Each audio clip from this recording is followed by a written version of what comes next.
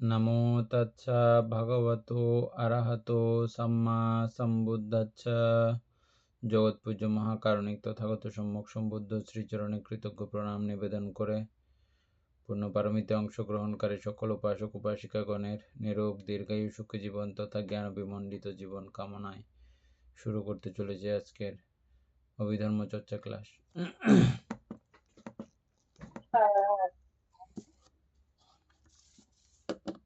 আমাদের page number কত?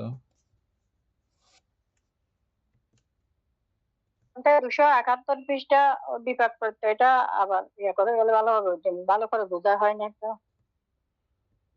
বিপাক প্রত্যয়ের আগেও একটা ক্লাস পুরো অনলাইনে দেওয়া হয় নাই, আর একটু আগে থেকে। এইটা আর কি বানতে ও বিপাক প্রত্যয়টা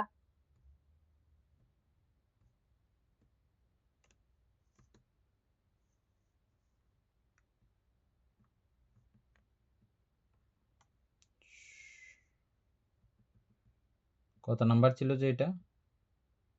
14 নাম্বার বানতে, 271 পৃষ্ঠা 14 নাম্বার। 14 নাম্বার।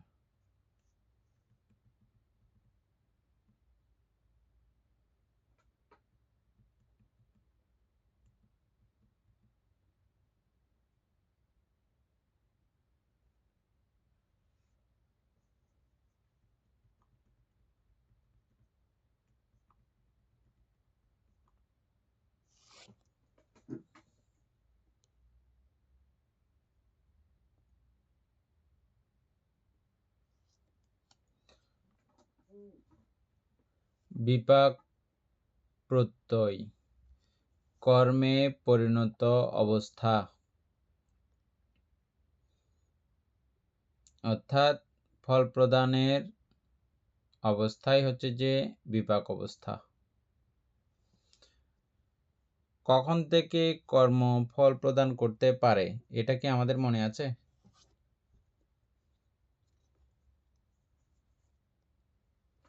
একটা কর্ম কখন থেকে ফল প্রদান করতে পারে?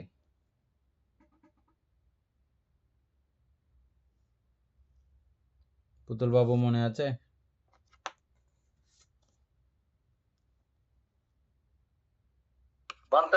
ওই যখন অবস্থায় প্রদান করবে না নাকি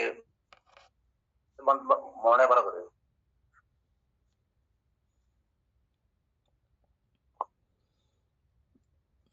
অমিত বড়ুয়া জানেন?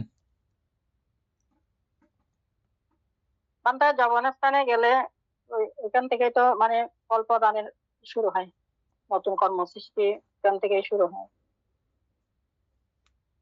যবন ছাড়া অন্য কোনো জায়গায় ফল প্রদান করতে পারে না? এর আগের সম্প্রতীচ্য সন্তিরণ। হ্যাঁ পারে বানতে। কোথায় কোথায়?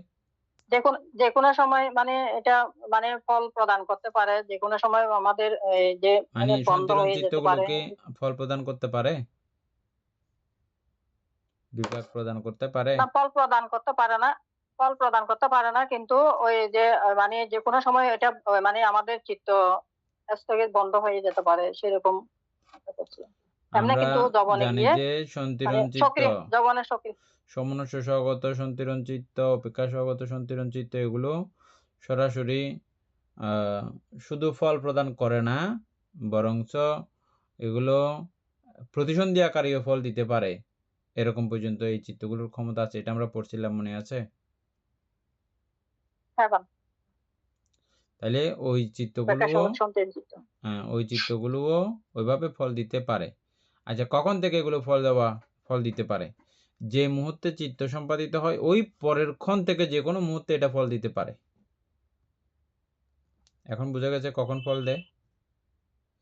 যে মুহূর্তে চিত্ত কমপ্লিট হয়ে গেছে, ওই চিত্তের যেটা কমপ্লিট হতে যে অবস্থাগুলো লাগবে ওই অবস্থাগুলোর পরিপূর্ণতা হয়ে গেছে যখন হয়, এর পরের ক্ষণ থেকেই ও ফল দিতে পারে। এটা স্থান কাল পাত্র বিশেষে, মানে আপনাকে একটা প্রাণী হত্যার ফল আপনাকে ইহজীবনীয় দিচ্ছে মনে করেন, দিলে প্রাণী হত্যার ফলে আপনার সরাসরি চলে যাবার কথা ছিল অপায়ের মধ্যে, এটা সরাসরি অপায়ে মধ্যে আপনার যাবার কথা ছিল যদি আপনি এটা প্রতিসন্ধি আকারে যদি ফল দেয় তখন, কিন্তু প্রতিসন্ধি আকারে ফল না দিয়ে আপনাকে এখনই ফল দিল একটা প্রাণী হত্যার ফল, তখন এটা কিন্তু ওই সরাসরি ওখানে নরকে যাওয়ার মতো ওই রকম পর্যায়ে পরিস্থিতি না। এখানে আরেকটু ভিন্নতরভাবে খুব ব্যতিক্রমভাবে এই ফলটা আসে, উৎপন্ন হতে পারে। আরো কিছু ব্যাপার আছে, সেই ফলটা যে এখানেই ভোগ করলেন এখানেই শেষ হয়ে গেল তাও কিন্তু না, এটার পরবর্তী আরো ভোগান্তি অনেক অবস্থা থেকে যেতে পারে, অথবা ওই ফল ভুগতে ভুগতেও আরো ওই ঘটনাকে কেন্দ্র করে আরো অনেকগুলো চিত্ত উৎপন্ন হয়ে যেতে পারে, এবং যে ওই চিত্তটারও আরো ফল থেকে যেতে পারে। কারণ আমরা দেখতেছি যে একটা ফলে পুরো নরকে গিয়ে দীর্ঘ যুগ যুগান্তর, কালকালান্তর, কল্পকাল ব্যাপী একটা নরকের ফল, একটা চিত্তের ফল ভোগ করতে হয়। তো এখানে আপনি মানব জীবনের কতটা সময়, ওই সময় এই ফল ভোগ করে কি শেষ হয়ে যাবে? এরকম না। তো সুতরাং এখন থেকেও এখনো পাওয়া যায়, আবার এটা ভবিষ্যতেও ফল দেয়। আবার এখন এটা পেয়ে যে শেষ হয়ে যাবে না এরকমও না, অনেক সময় আছে যে এটা ইহজীবনেই আপনি পেয়ে শেষ হয়ে যেতেও পারে। এগুলো নানা কারণে নানা বিষয়ে এরকমটা হতে পারে। ক্রমান্বয়ে এই অভিধর্ম বিষয়ে বা এই চ্যাপ্টারের মধ্যে যত আমরা জ্ঞান অর্জন করব, ক্রমে ক্রমে এগুলো এমনিতেই আমরা বুঝে যাব। এগুলো বলে কয়ে কোনো শেষ করা যাবে না, অনেক কথা। হ্যাঁ, একটা লাইন সম্পর্কে বলতে গিয়ে এগুলো বললাম। প্রদানের অবস্থায়, ফল প্রদানের অবস্থাই হচ্ছে যে বিপাক অবস্থা। এখন ক্লিয়ার এই লাইনটা? তারপরে দ্বিতীয়ত দেখেন, চেতনার 4টা অবস্থা। চিত্তে উৎপত্তির অবস্থা, উৎপত্তির পর চিত্তবীথির যবনস্থানে আশেবনের অবস্থা, নিমিত্তের অবস্থা, মরণাসন্ন বিধিতে সম্পাদিত কর্মের প্রতিচ্ছবির অবস্থা।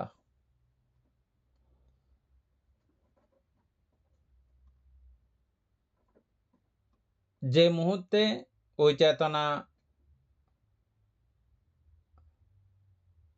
উৎপত্তি হয়, চিত্তে উৎপত্তি হয়, কোন মুহূর্তে কোন চিত্ত? ওই যেটা ভোগ করবেন বা যেটা বিপাক দেবে আর কি, চিত্তে উৎপত্তির অবস্থা, ওটা চিত্তে উৎপত্তি হবে, এটা একটা অবস্থা। আর দ্বিতীয় অবস্থা হচ্ছে যে উৎপত্তির পর চিত্তবীথির যবনস্থানেও যাবে, উৎপত্তিও হবে, উৎপত্তির পরে চিত্তবীথির যবনস্থান আমরা চিনি, চিত্তবীথি আমরা চিনি, ওখানে গিয়ে যখন যায় ওই অবস্থা, ওই সময়কার অবস্থা। তাহলে 2 অবস্থা গেল। 3 অবস্থা হচ্ছে যে নিমিত্তের অবস্থা। নিমিত্ত মানে আমরা আলোচনা করছিলাম, কিরকম আলোচনা করছিলাম? আপনি যেমন দানাদি কার্য করতেছেন, ওই দানাদি কার্যক্রম দেখতে পারেন, ওই নিমিত্ত আসবে আপনার কাছে। অথবা দানাদির কারণে আপনি স্বর্গে যাওয়ার অবস্থা, ওই স্বর্গের দৃশ্যগুলো আগে ভাগে দেখতে থাকবেন, দুটাকেই নিমিত্ত বলা হয়। এটা আপনি যে কাজটা করেছেন ওইটাও দেখা যেতে পারে, অথবা ওই কাজের ফলে আপনি যেখানে যেতে যাচ্ছেন, নরকে যেতে চাইলে নরকের অগ্নি সহ নানা জাতীয় কার্যক্রম, এগুলো দেখা, এগুলোও নিমিত্ত।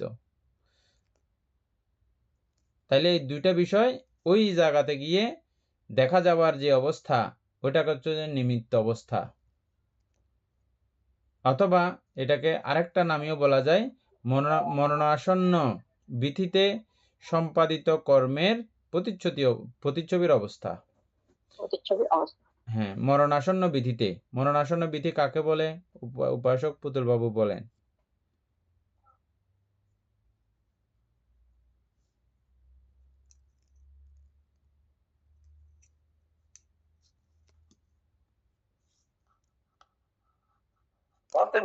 ওই যে কর্মগুলো বেশ উঠে ওঠে না,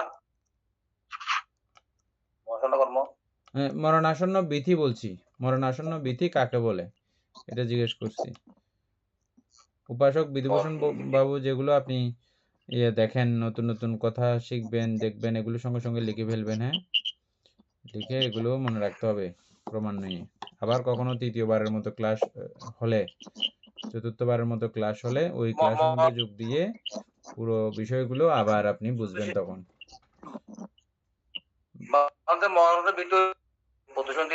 মরণাসন্ন ভীতি বলতেছি যে, এটা চিনেন আপনি? মরণাসন্ন ভীতি কাকে বলে এটা চিনেন?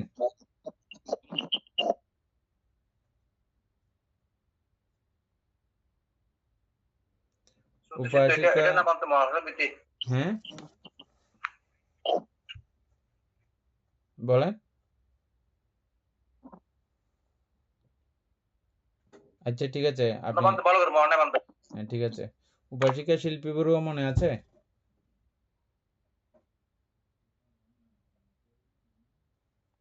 কোথায়? বলতে নিমিত্তের অবস্থা ওই মরার মৃত্যুর পরে যে যে চিত্তটা উৎপন্ন হয়, এরপরে মরণাসন্ন ভিত্তিতে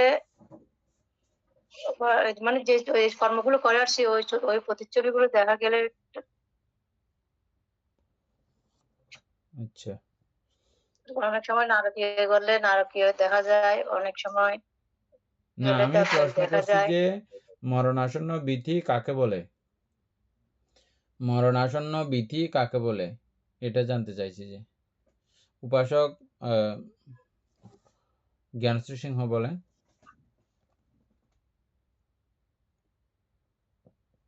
ভান্তে চ্যুতি পূর্ববর্তী যে অবস্থাটা সেটা হবে মনে হয়। মানে চ্যুতি চিত্তর শিখ ওই আগ মুহূর্ত মানে সেখানে মানে একটা মানে ঠিক চ্যুতি চিত্তের পূর্ব মুহূর্তটা মনে হচ্ছে ভান্তে।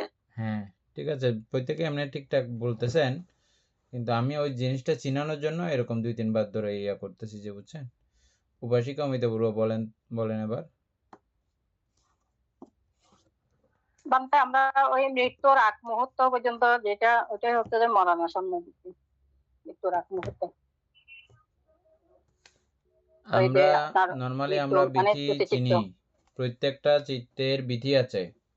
বিধি মানে চিত্তের রাস্তা।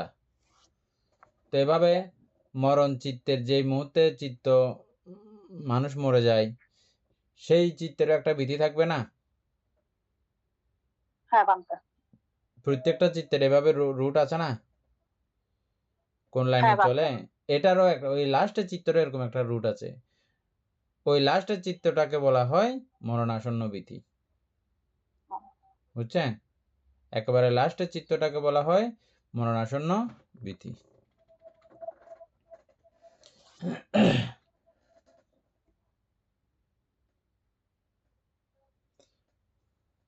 এই নিমিত্তের অবস্থা বা মরণাসন্ন ভীতিতে সম্পাদিত কর্মের প্রতিচ্ছবির অবস্থা। ওই মরণাসন্ন ভীতির মধ্যে আপনার ওই বিষয়টা কি হবে? প্রতিচ্ছবির আকারে দেখা যাবে, সরাসরি ছবির মতো করে।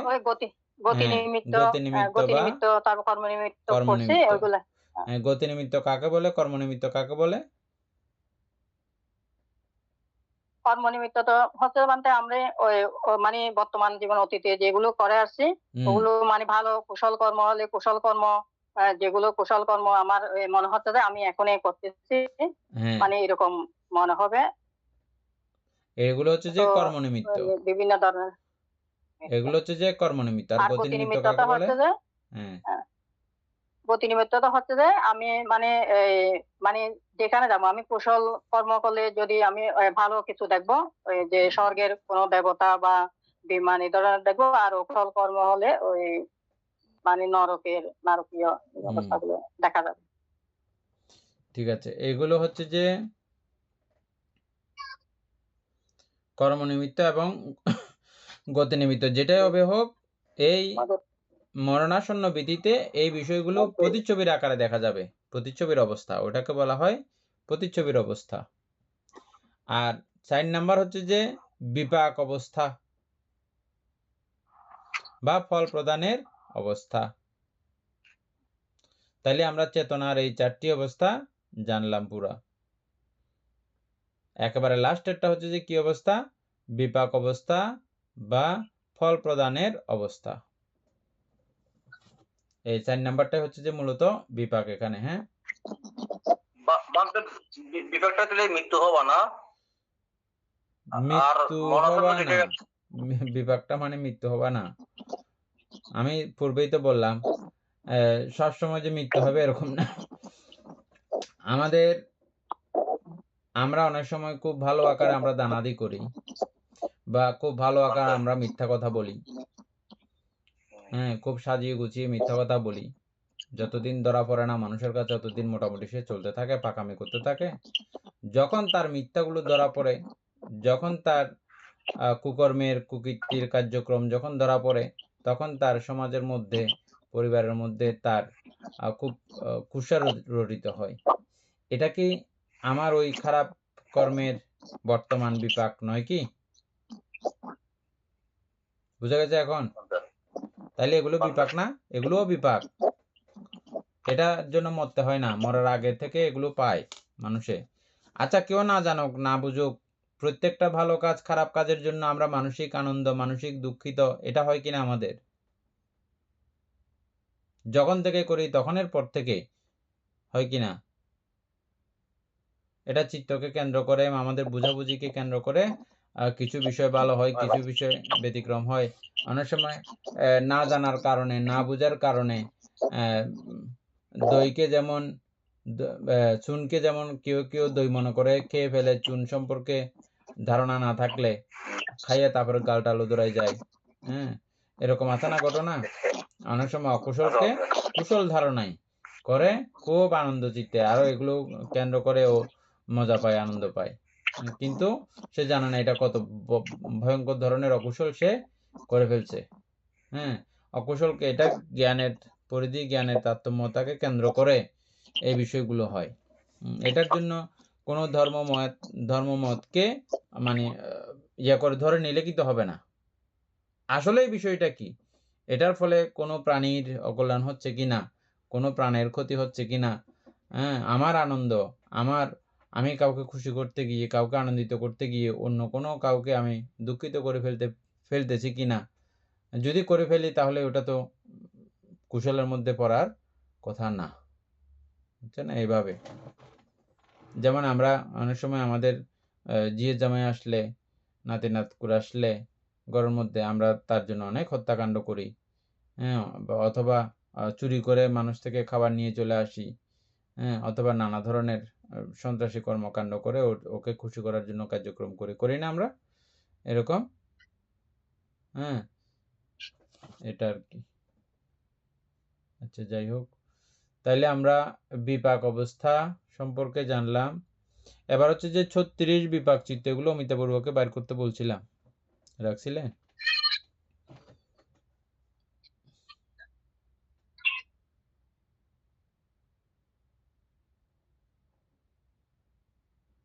মিউট করা আপনার।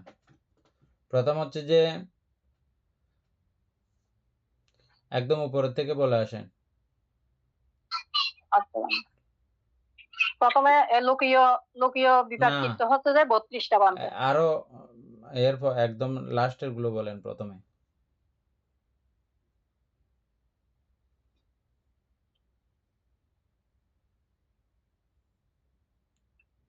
বান্ধব 36টা বিপাক চিত্ত, এগুলো বলবো না? হ্যাঁ, বলেন।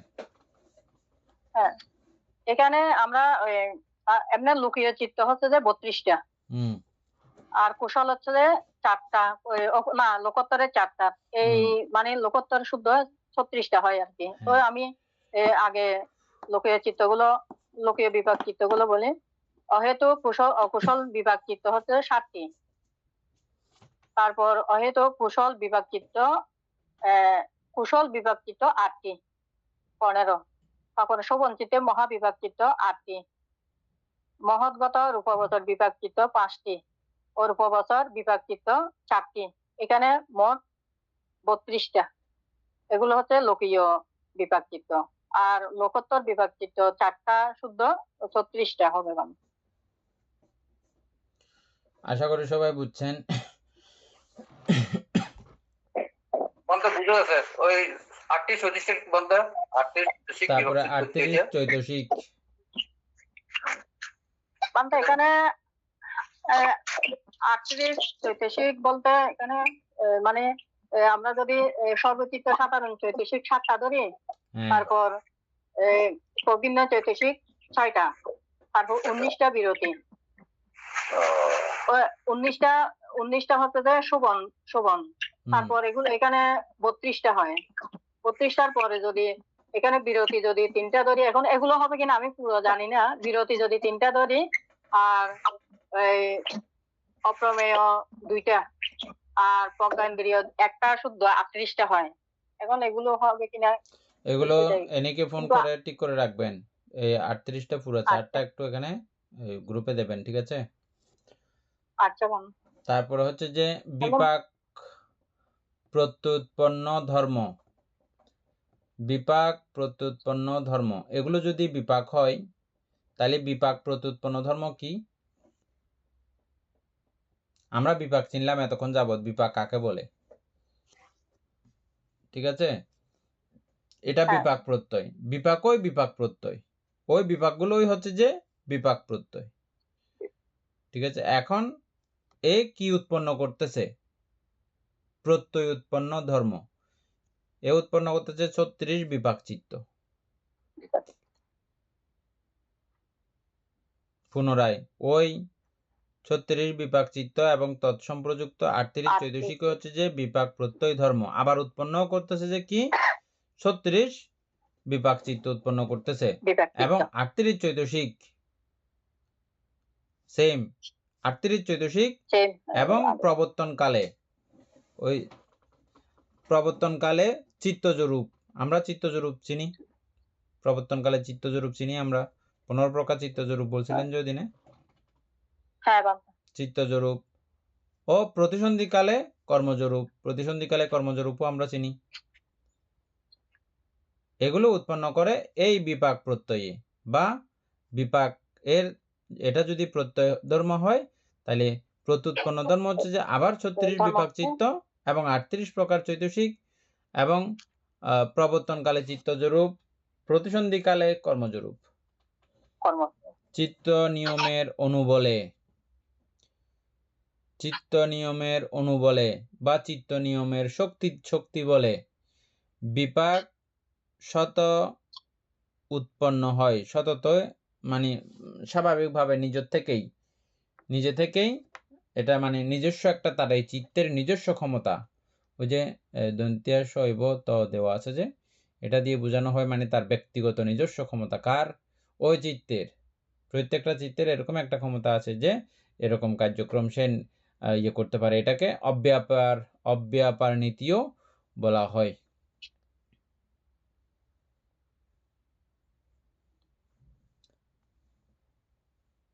তাইলে দ্বার বলে নহে, এটা কিসের বলে? ওই যে চিত্তের বলে, এটা দ্বার বলে নহে। দ্বার বলতে আমরা কি বুঝি?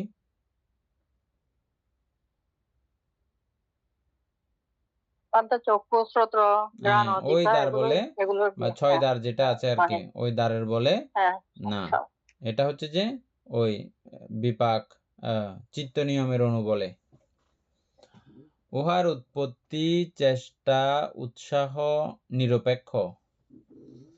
ইহার উৎপত্তি চেষ্টা, ইহার উৎপত্তি চেষ্টা উৎসাহ নিরপেক্ষ।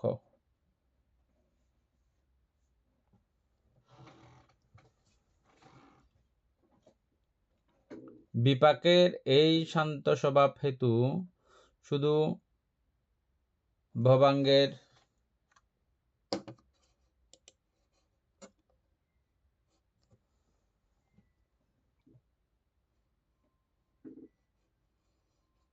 এখানে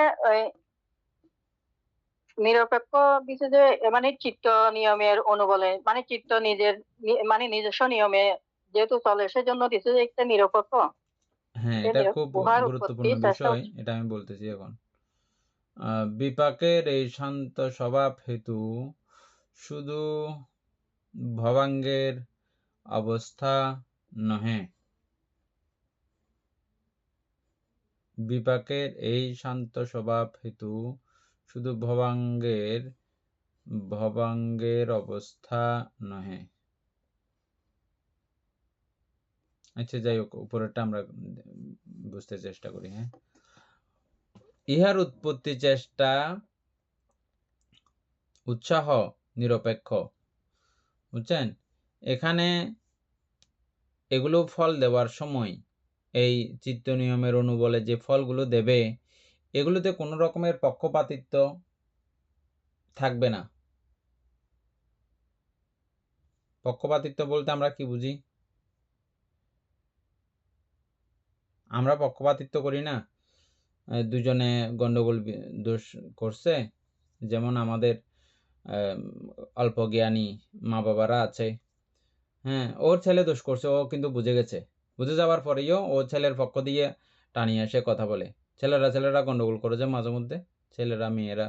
তারপরে আমরা কি করি, অনেক সময় আমার নিজের ছেলের পক্ষ নিয়ে নিই, আমার নিজের মেয়ের পক্ষ নিয়ে ওরকম পক্ষ বলতে থাকি। কিন্তু এটা বলতে গিয়ে আবার কিন্তু ছেলেকে কিন্তু আমি কি করে দিলাম, গান্ডু বানিয়ে দিলাম। বুঝছেন, ছেলেটা কি হয়ে যাবে আস্তে করে, মানে আমার মা তো আমার পক্ষপাতী করে সব সময়, ন্যায় অন্যায় আমার মা বুঝে না।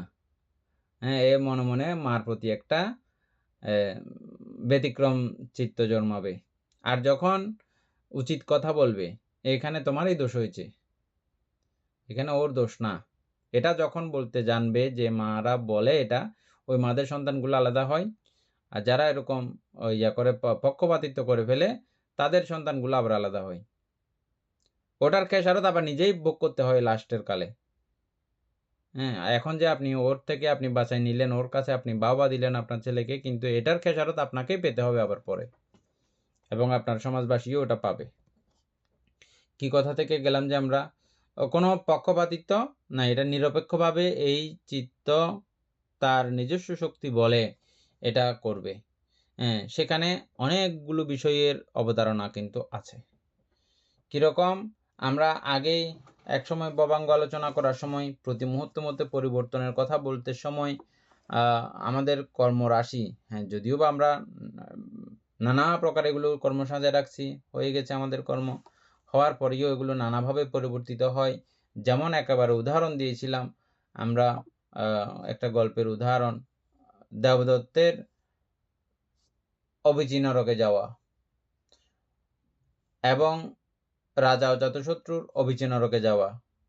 এই অভিচিনরকগুলো তাদের পরবর্তীতে ধর্মপুণ্য চর্চার কারণে এটা ক্ষীণ হয়েছে, দুর্বল হয়েছে, নরকের আয়ুও কমেছে, নরকের শাস্তিও কিছুটা কমেছে বলে এভাবে আমরা বইয়ের মধ্যে দেখেছি। এটা গল্প কথা, বাস্তবের কথা দেখেন, আপনি অতীতে অনেক অকুশল করেছেন, কিন্তু বর্তমানে আবার যখন জ্ঞান, সুবুদ্ধি, সুপরামর্শ যখন হয়েছে, আপনি প্রচুর পরিমাণে কুশল কর্ম করে যাচ্ছেন। অতীতের এই অকুশল অবস্থাগুলো আপনার মন কি একটু একটু করে ছেড়ে দেয় নাই? মনে এই আনন্দটা মনের মধ্যে জায়গা নিতে নিতে একটা বিশাল জায়গা দখল করে ফেলে নাই প্রতিদিনের কুশলগুলো? তাহলে এখনই মনের একটা পরিবর্তিত অবস্থা আপনি দেখতে পাচ্ছেন না? আবার অতীতে অনেক কুশল করেছেন, বর্তমানে অকুশল করতে করতে একদম খারাপ মানুষের পাল্লায় পড়লে, আমরা যেটা করি আর কি, অসৎ মানুষের পাল্লায় পড়লে আমরা যেটা করি, আমরা প্রত্যেকে এরকম, যে যেরকম ওরকম বানায় ফেলতে চাই। কিন্তু আমি মিশার সময় কার সঙ্গে মিশবো এটা আমাকে চিন্তা করে মিশতে হবে।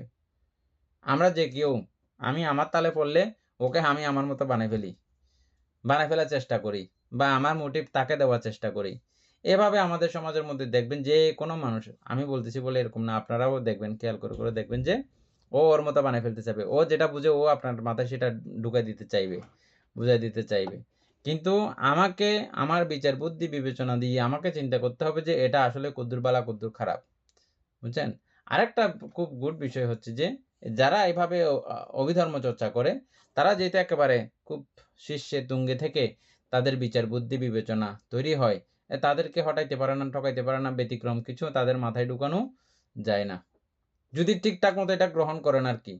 প্রত্যেকটা শব্দ যদি বুঝে যান, এখানে কোনো কিছু মিস দিয়ে গেলে এটা হবে না। অনেকে ওই ধ্যান করতে যায়, ধ্যান করতে গিয়ে যেদিন বাড়িতে চলে আসে সেদিনে বউয়ের সঙ্গে ঝগড়া বাজায় ফেলে, বউ বলে যে ইউন না তুই ধ্যান করছি তো বুয়া 10 দিন তুই ধ্যান করে না এটা আবার করছে বাজে বলে দি ইউন শিখাই দে না তোমরা বানতে, অথচ কারণ উনি ঝগড়া করতেছে, উনি তো ওখানে কিছু বুঝে নাই, কলা আলু বেগুন কোনো কিছু সে বুঝে নাই, এমনি গেছে রং তামাশা দেখছে চলে আসছে। তো ওরকম হলে হবে না। ঠিক আমাদের এখানেও আপনি চর্চা করতে আসছেন, কিন্তু এটার একদম সুগভীরে প্রবেশ না করলে, যথাযথ জ্ঞান যদি আপনি নিতে না পারেন, তাহলে কিন্তু ওরকম ব্যতিক্রম অবস্থা হতে পারে। তখন হলে ওই বিষয়গুলো তখন আপনি আটকাইতে পারবেন না। কেউ আপনাকে মানে ইয়ে করলো, মাথায় ভিন্ন কিছু ঢুকাই দিল, ওটা কিন্তু অটোমেটিকলি ঢুকে যাবে, এটা যদি ঠিকমতো না করেন। তখন এটা এই অভিধর্মের দোষ হবে না, এটা আপনার একান্ত ব্যক্তিগত দোষ।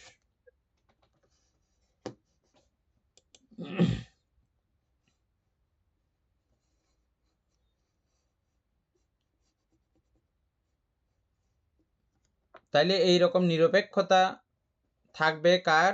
চিত্তের। এই নিরপেক্ষতা নিয়ে মানে বুদ্ধের এই চিত্ত নিরপেক্ষতা বা এই নিরপেক্ষতা সম্পর্কে আমরা কি বুঝবো? আমরা কি বুঝবো? হ্যাঁ, যে চিত্ত যেমন আছে, যতটুকু ফল পাওয়ার কথা, যেভাবে ফল পাওয়ার কথা, যেভাবে ফল উৎপন্ন হওয়ার কথা, সেভাবেই উৎপন্ন হবে, এটাই হতে হবে। এটাই হচ্ছে যে নিরপেক্ষতা। সেখানে আমরা দেখি আবার যেখানে সে জন্ম হয়েছে সেখানকার স্থান কাল পাত্র বিচারে অনেক রকমের পরিবর্তন সাধিত হয়ে যায়। যতটুকু তার শাস্তি পাওয়ার কথা ছিল অনেক সময় দেখা যাচ্ছে ততটুকু পাচ্ছে না, অনেক সময় দেখা যাচ্ছে যতটুকু তার পুরস্কার পাওয়ার কথা ছিল ততটুকু সে পুরস্কার পাচ্ছে না। এরকমও নানা কিছু পরিবর্তিত হতে পারে। এটা ওই স্থানের কারণেও হতে পারে, অথবা আমার আরো অনেকগুলো চিত্ত সম্পাদিত করা আছে, ওই চিত্তগুলো উপস্তম্ভন আকারে, প্রতিঘাতন আকারে বা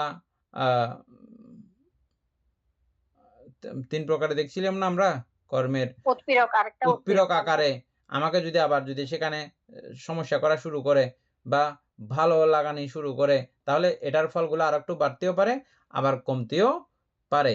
এই জাতীয় নানা রকমের ব্যাপার একদম চিত্ত উৎপত্তির ক্ষণের পর থেকেই এরকম করে হতে পারে।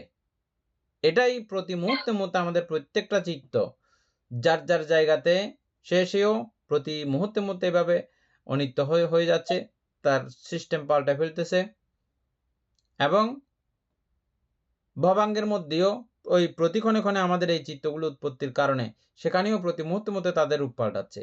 আমাদের যে অনন্ত চিত্তগুলো, অনন্ত কর্মরাশি, অনন্ত ভবরাশি, এগুলো প্রতি মুহূর্তে মুহূর্তে এইভাবে তাদের রূপ পাল্টাচ্ছে। কিন্তু কিছু কিছু বিষয়ের ব্যতিক্রমতা অবশ্যই আছে, রূপ পাল্টাইলেও কিছু কিছু বিষয় রূপ পাল্টাতে পারে না, এরকম কিছু বিষয়ও আমরা দেখেছি। কিছু কিছু মানে কর্ম ক্ষয় হয় না, অবশ্যই ভোগ করতে হয়, এরকম কিছু কর্মের সঙ্গেও আমরা পরিচয় হয়েছি। যেমন বুদ্ধের দ্বাদশ কর্ম বিপাক আমরা বলি, এগুলো বুদ্ধ হয়ে গেছে, সম্যক সম্বুদ্ধ হয়ে গেছে, অনেক ব্যতিক্রম কিছু কর্ম ওনার বুদ্ধত্ব প্রাপ্তির সঙ্গে সঙ্গে এগুলো ধুলে মিশে গেছে, ফল ভোগ করতে হয় না, কিন্তু তারপরও 12টা কর্ম বিভাগ রয়ে গেছে যেগুলো অবশ্যই ওনাকে ভোগ করতে হয়েছে, এগুলো আমরা জানি না। এরকমও কিছু সব কিছুকে মিলেমিশে এটা চিন্তা করতে হবে।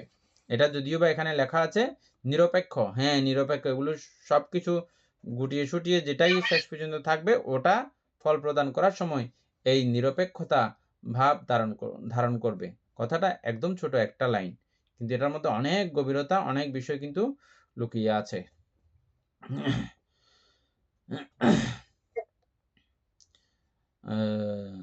তাহলে ইহার উৎপত্তি চেষ্টা মানে ইহার উৎপত্তি চেষ্টা, উৎসাহ নিরপেক্ষ।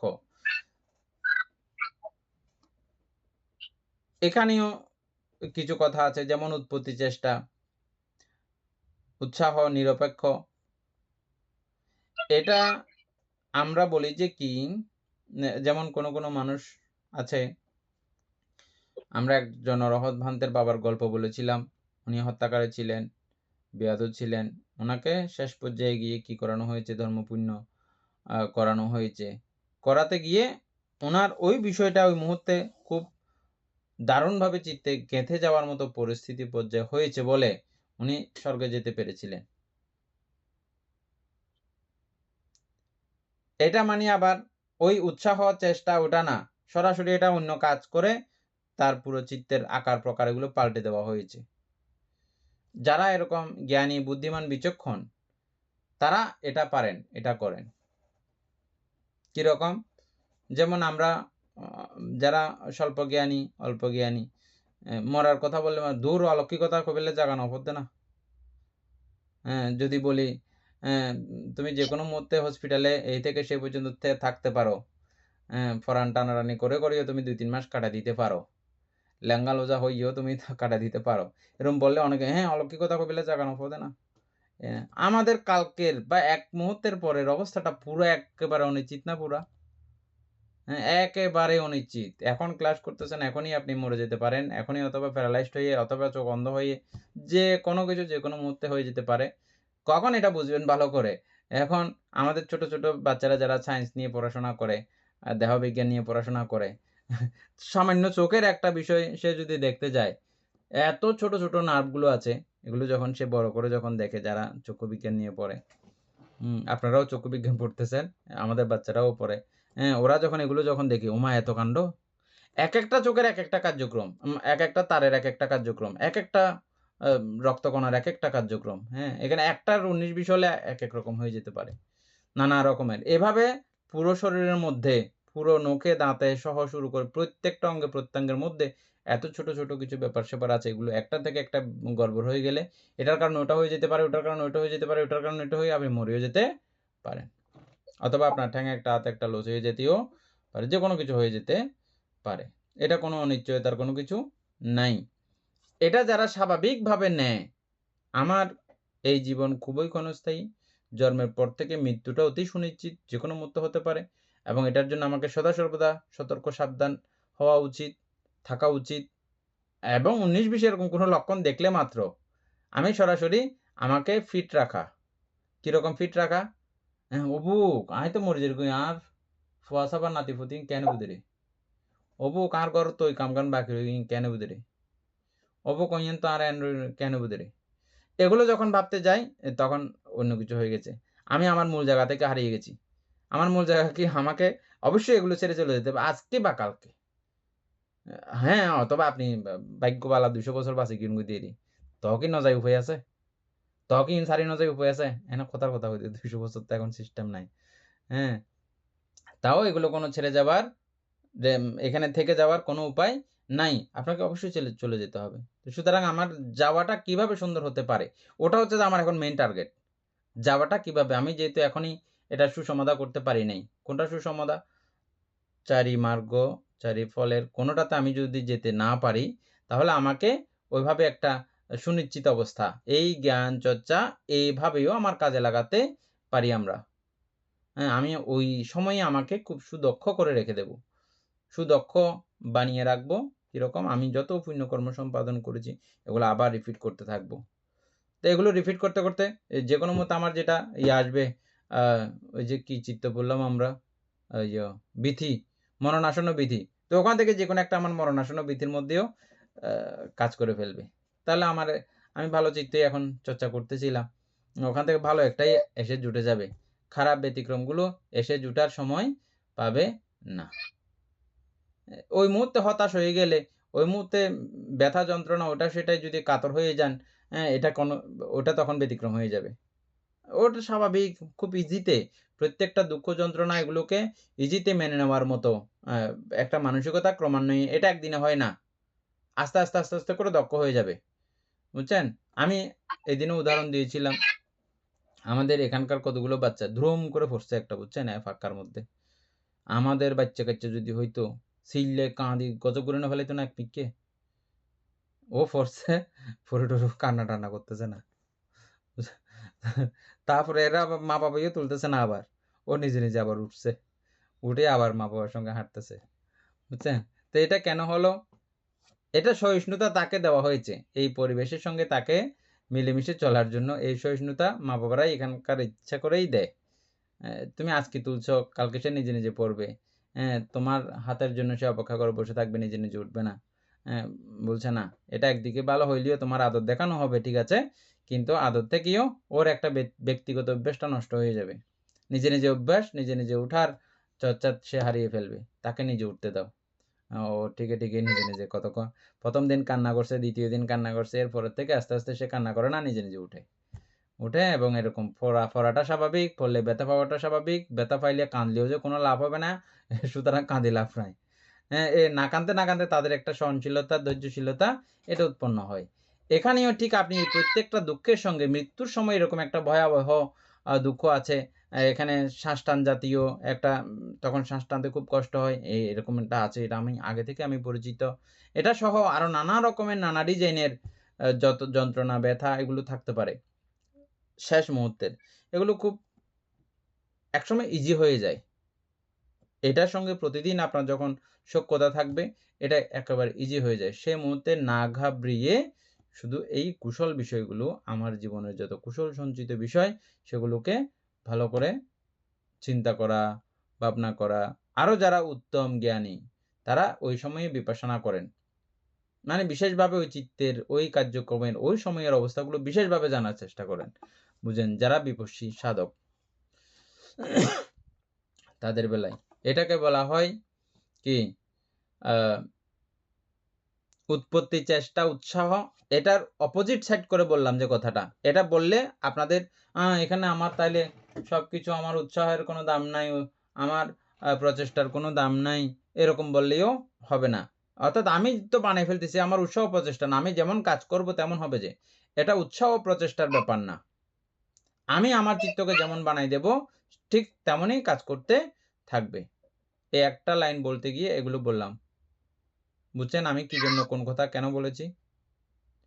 না বুঝলে এটা বারবার রিপিট করে শুনবেন, তখন একটু বুঝের মধ্যে আসবে ব্যাপারটা। তারপরে হচ্ছে যে বিপাকের এই শান্ত স্বভাব হেতু, বিপাকের এই শান্ত স্বভাব হেতু শুধু ভবাঙ্গের অবস্থা নহে, সম্প্রতীচ্য ও সন্তিরণ প্রবৃত্তিও দুর্গেয়।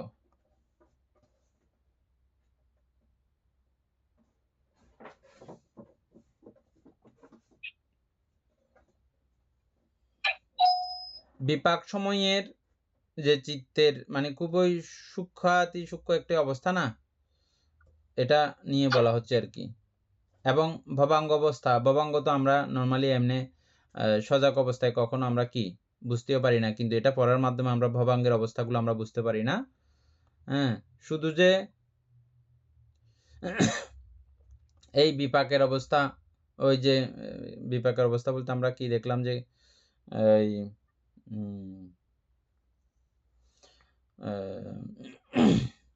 প্রতিসন্ধি চিত্ত, তখন তো আমাদের এগুলো কোনো কিছু বুঝাবুঝি নাই প্রতিসন্ধি চিত্তের কালে, এটা বিপাক অবস্থা না। শুধু সেটা যে বুঝাবুঝির মধ্যে নাই বা ভবাঙ্গ অবস্থা যে বুঝাবুঝির মধ্যে নাই এটা না, সম্প্রতিচ্ছ আমাদের চিন্তা বা এটা ফত্তিছি বলে না, এরে সম্প্রতিচ্ছ নামক একটা জিনিস আছে, এখানে ঘটে ঘটনা, সন্তিরণ নামক একটা বিষয় ঘটে, এটা বুঝাও আমাদের জন্য বড় দুর্গেয়। এখন বুঝছেন পুরো কথাটা? যবনে ইহার প্রভাব জ্ঞাত হওয়া যায়। যখন যবন সম্পাদিত হয়, যবন পর্যন্ত যখন যায়, তখন এই যে ঘটনাগুলো ঘটেছিল তখন এটা আমরা বুঝতে পারি। আরে যবনও তো আমাদের কোনো এগুলো সূক্ষ্মাতি সূক্ষ্মভাবে চিন্তা না করলে বুঝবো না। অনেকবার যবিত হয়ে গেলে তখন আমরা এগুলো বুঝি যে অনেকবার একই জায়গায় যবন কার্যক্রম চলতে থাকলে, একবার যবন হইলে প্রথম কার্যক্রমের সঙ্গে, তখন আমাদের এগুলো বুঝাবুঝিও হয় না। এত দ্রুতভাবে চোখের চিত্ত চলে গেছে, কানের চিত্ত চলে গেছে, হুরুস্তুর করে নাকের জিহ্বা হুরুস্তুর কাণ্ডকীর্তন চলতেছে এখানে। ওগুলো কখন আমাদের বুঝাবুঝি? তারপরেও তথাপিও বলা হচ্ছে যে কি এই সন্তিরণ প্রবৃত্তি দুর্গেয়, প্রবৃত্তিও দুর্গেয়। এখানে যবনে ইহার প্রভাব জ্ঞাত হওয়া যায়। বলা হচ্ছে যে যবনের মধ্যে এটা শুধু প্রভাবটা জ্ঞাত হওয়া যায়। দুর্গীয় মানে কি অজানা না? দুর্গীয় মানে এটা সম্পর্কে আমরা বুঝতে পারি না, জানতে পারি না, জ্ঞাত হওয়া যায় না, জ্ঞাত হতে পারা যায় না, এই যে অনেক কিছু বুঝাবে আর কি।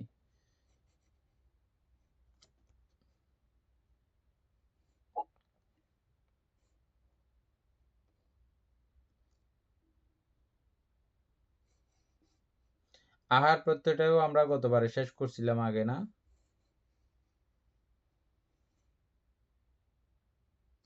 না বানতে হাত করতে করা যায়নি তো বানতে।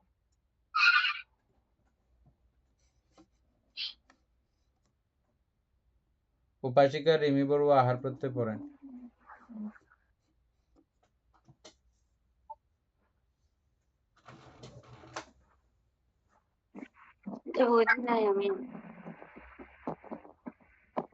উপাসিকা রিমি বড়ুয়া আহার প্রত্যয় পড়েন।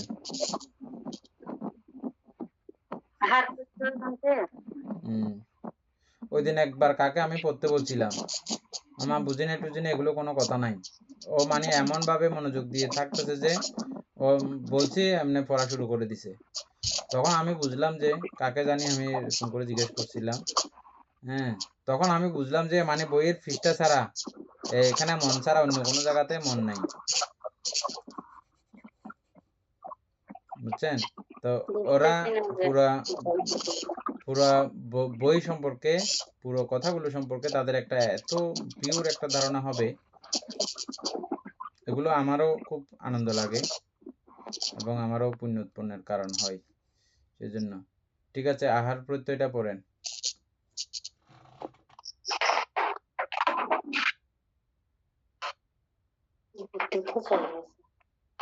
আহার প্রত্যয়, আহার সম্বন্ধে 222 পৃষ্ঠার টিকা দ্রষ্টব্য।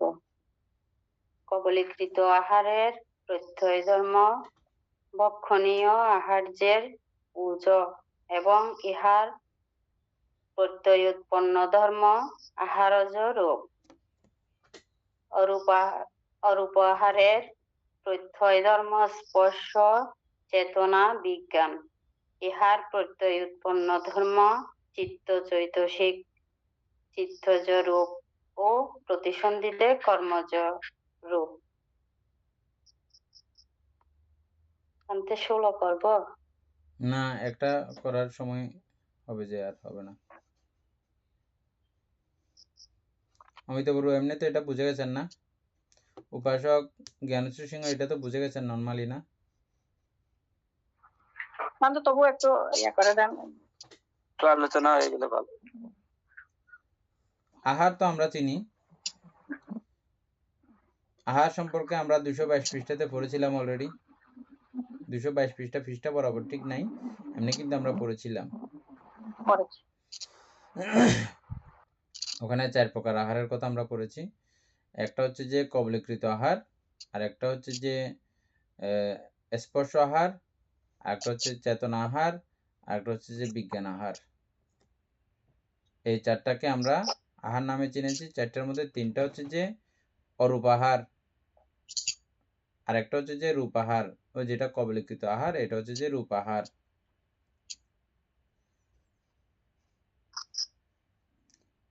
তারপরে কবলীকৃত আহারের প্রত্যয়ে, অথবা এভাবেও বলতে পারি আমরা, ভক্ষণীয় আহার্যের ওজ। ওজ মানে কি বলছিলাম?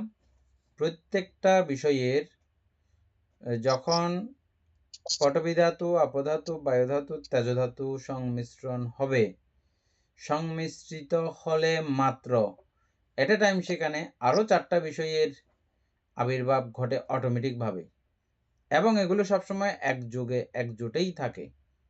এগুলো কখনো বিচ্ছিন্ন হয় না, বিচ্ছিন্ন করা যায় না। এই জন্য এদেরকে আমরা অবিনিভাজ্য রূপ হিসাবেও চিনি আমরা। ঠিক আছে, কি সেইগুলো? বর্ণ, গন্ধ, রস, ওজ। ওই যে ওজ পড়ছিলাম, এটা ওই যে অটোমেটিক ভাবে এই 4 মহাভূতের সংমিশ্রণ হইলে মাত্র এই ওজ নামক একটা অবস্থা, বা ওই বিষয়ের, ওই 4 বিষয়ের সমষ্টিতে একটা শক্তি তৈরি হয়। ওই শক্তিকে আমরা শারীরিকভাবে যখন ব্যবহার করি, এটাকে আমরা ভিটামিন বলি। ভিটামিন বলি যখন এই শরীরের কোনো উপকারাদি করে, তখন ভিটামিন বলি। হ্যাঁ, আবার সবসময় যে এটা উপকার করে, ওই 4 ধাতু মিশানো বিষয় সবসময় যে আমাদের শরীরের উপকার করে এরকম না, ব্যতিক্রমও করে। হ্যাঁ, আবার ওই ওজ পরিমাণে বেশি হলে তাও এটা বিষক্রিয়া হয়, আমরা বিষ পড়তে গিয়ে সেটাও পড়েছি আমরা না। তাহলে এই ওজটা হচ্ছে যে এক প্রকারের একটা শক্তি, ওজ এটার নাম। এটা সরাসরি ভিটামিন বললেও এখানে একটু ব্যতিক্রম থেকে যাবে। অর্থাৎ এটা এক প্রকারের একটা শক্তি তৈরি হয়, ওটার ফলে এই রূপের সংবর্ধন বা রূপ বর্ধিত করার কাজে, রূপকে স্থিতি রাখার কাজে ওটা কাজে লাগে, ব্যবহৃত হয়। সেটা কি? ওজ। ওজ সম্পর্কে আমরা হ্যাঁ, জীবনী শক্তি, জীবনী শক্তি বলা যায় এটাকে। এটাকে জীবনী শক্তি হচ্ছে যে রূপের জীবনী শক্তি, এটা আলাদা বিষয়। ওজ হচ্ছে যে এটা চারি মহাভূত জ, চারি মহাভূত একসঙ্গে যুক্ত হইলে এই বিষয়টা সুপ্তভাবে থাকে ওখানে। এটা যেমন থাকে সেখানে বর্ণ একটা থাকবে, গন্ধও থাকবে, রসও আছে। রসটা ওজনা, এবং এই ওজটা আবার বর্ণ না, বর্ণটা আবার কিন্তু গন্ধ না। প্রত্যেকটা আলাদা আলাদা আলাদা আলাদা বিষয়। ঠিক এই তিন বিষয় এবং এই ওজো একটা এখানে বিষয় আছে। এটা হচ্ছে যে ওই চারি অবস্থাকে কেন্দ্র করে একটা শক্তি। অনেক বইয়ের মধ্যে আমরা এটাকে ভিটামিন হিসেবে বা ওই সংযোজিত অবস্থার একটা যৌথ ফলাফল এরকমও বুঝতে পারি। যেই অবস্থাটা আমাদের দেহের মধ্যে প্রবিষ্ট হলে এই খাদ্যগুলো তখন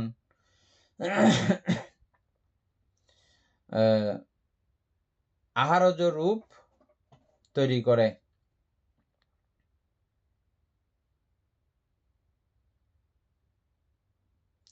কবলীকৃত আহারের মাধ্যমে ভক্ষণীয় আহার্যে ওজ এবং ইহার প্রত্যয় ধর্ম আহারজ রূপ। আহারজ রূপগুলো একটু আবৃত্তি করেন অমিতা বড়ুয়া।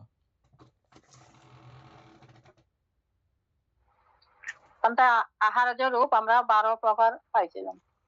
ওই অভিনিবেদ্য রূপ হচ্ছে 8টি, তারপর বিকার রূপ হচ্ছে 3টি, লঘুতা, মৃদুতা, কর্মণ্যতা, আর পরিচ্ছেদ রূপ একটা, আকাশ 12টা। এটা হচ্ছে যে আহারজ রূপ, মানে এটা আহারের কারণে এগুলো তৈরি হয়, এই জিনিসগুলো তৈরি হয়। এগুলো নিশ্চয়ই আমরা খুব ভালো করে চিনি, প্রত্যেকটা বিষয় এগুলো ভেঙে বোঝানোর দরকার নাই। 12টা প্রত্যেকে আমরা চিনি ভালো করে না। এই আহারের প্রত্যয়ে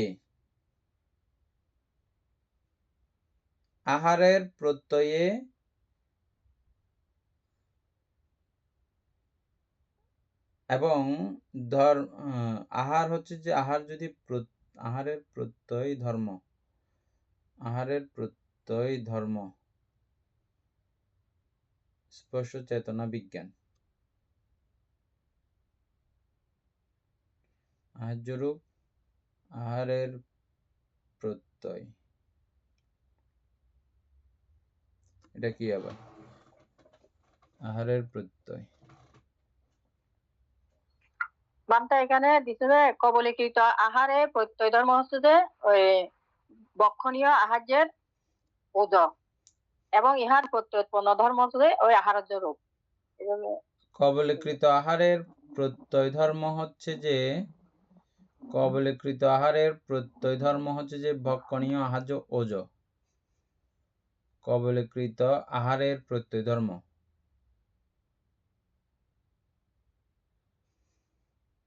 অর্থাৎ আমরা কবলীকৃত আহার বলেছি, আহার পড়েছি এখানে, কিন্তু এই আহারের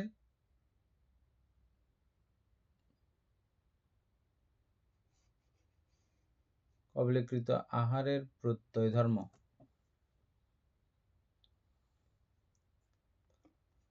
এর প্রত্যয়, আহারের প্রত্যয় হচ্ছে যে ওই ওজটা, এবং ইহার প্রত্যুৎপন্ন ধর্ম হচ্ছে যে আহারজ রূপ। মানে পুরো আহারকে যদি এক জায়গায় বলি আমরা পুরো বিষয়টাকে, তাহলে এর প্রত্যুৎপন্ন, যদি এটা প্রত্যয় ধর্ম যদি ওজ হয়, আহার্য ওজ হয়, তাহলে এর প্রত্যুৎপন্ন ধর্ম হবে যে আহারজ রূপ। আহারের প্রত্যয় ধর্ম স্পর্শ চেতনা বিজ্ঞান।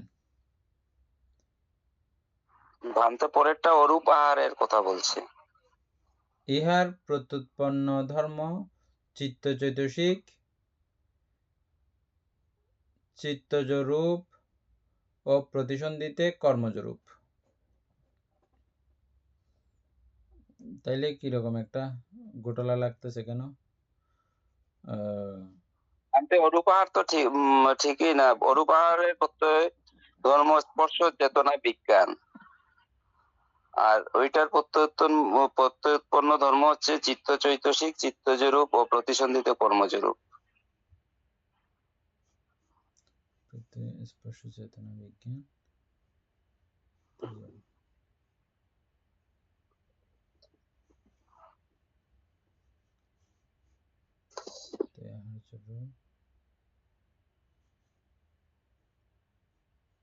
অরূপটা কোথায় পাচ্ছেন যে আপনি? কোন জায়গায় লেখা আছে যে এটা? মানে লেখা আছে বানতে অরূপ আহার এই লেখা। নিচেরটা আছে তো। এই আহারের রূপের পরের লাইনটা বানতে অরূপ আহারের প্রত্যয় ধর্ম স্পর্শ চেতনা বিজ্ঞান। হ্যাঁ, এটা প্রত্যয়। অর্থাৎ আহার তো চার প্রকার, তো চার প্রকারের মধ্যে এক প্রকার আমরা আলোচনা করছি। অরূপ আহার হচ্ছে যে স্পর্শ চেতনা বিজ্ঞান। তো এগুলো যদি প্রত্যয় ধর্ম হয় তাহলে এর প্রত্যুৎপন্ন ধর্ম হবে যে কি?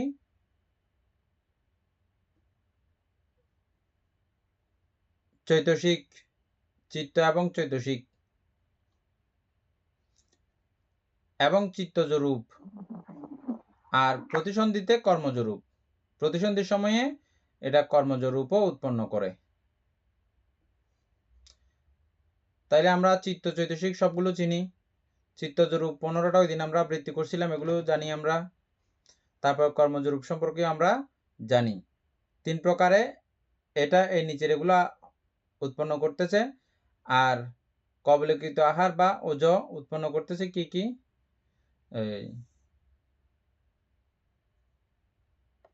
কি কি উৎপন্ন করতেছে? আহার্য রূপ, আহার্য রূপ 12 প্রকার বলছেন না? এই 12 প্রকার এগুলো উৎপন্ন করতেছে। তাহলে আমরা প্রত্যয়ও জানলাম এবং প্রত্যুৎপন্ন ধর্ম জানলাম। কালকে ইন্দ্রিয় প্রত্যয় পড়া হবে আর কি। ইন্দ্রিয় প্রত্যয় কি আগে আলোচনা করা হয়ে গেছিল? না বানতে।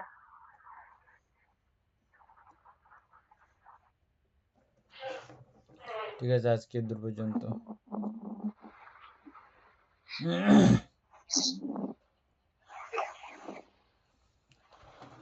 সদ্ধর্ম প্রাণ প্রিয় উপাসক উপাসিকা বৃন্দ, এতক্ষণ যাবৎ আমরা অভিধর্ম চর্চা করেছি। এতে আমাদের অপ্রমেয় পুণ্য সাধিত হয়েছে। পুণ্যরাশি অনন্ত চক্রবাসী সত্যগণকে দান করছি, পূর্বাঞ্জলিকে দান করছি, মাতা পিতাগণকে দান করছি, এবং এই পুণ্যের কাছে আমরা প্রত্যেকে প্রার্থনা করব নির্বাণ লাভ অবধি অসৎ ব্যক্তি মূর্খ ব্যক্তি পাপ মিত্রের সংসর্গ লাভ না করে সদা সর্বদা জ্ঞানদর্শী কল্যাণ মিত্রের সান্নিধ্য সংসর্গ লাভ করতে সক্ষম হই। এরূপ সাধু কামনা পোষণ করে আজকের মতো ক্লাস এখানেই সমাপ্ত করছি।